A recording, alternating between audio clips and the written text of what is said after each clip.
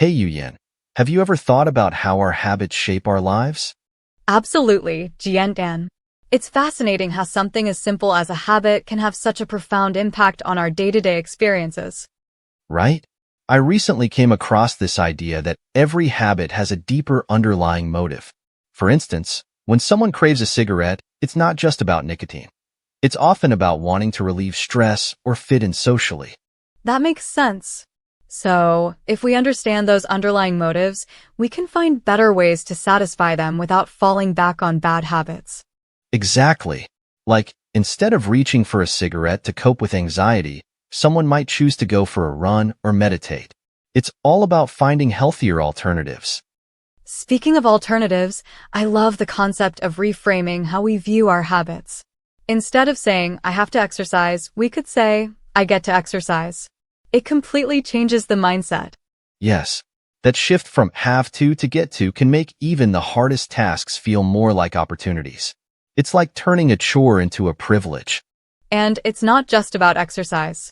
You can apply that to anything like saving money. Instead of thinking of it as a sacrifice, you can see it as a step towards financial freedom. Totally. It's all about perspective. When you highlight the benefits of avoiding bad habits, they start to seem less attractive.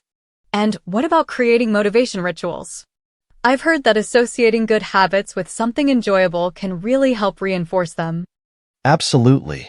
If you listen to your favorite song before working out or studying, you start linking that positive feeling with the activity. It makes it easier to get into the right mindset. That's so true. I've noticed that when I take a moment to breathe deeply and smile before starting a task, I feel more motivated and less stressed. Exactly. Those little cues can prompt cravings for good habits instead of bad ones. It's all about reprogramming your brain. So, if we want to break a bad habit, we should make it invisible and unattractive. Reducing exposure is key. Yes. If you remove the cues that trigger those bad habits from your environment, it becomes much easier to resist them.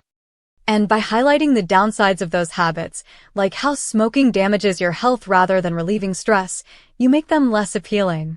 You've got it. It's all about understanding our cravings and motivations. Once we do that, we can start fixing those bad habits effectively. This has been such an enlightening conversation, Jian. I feel inspired to tackle my own habits now. And me too. Let's keep exploring these ideas and support each other in making positive changes.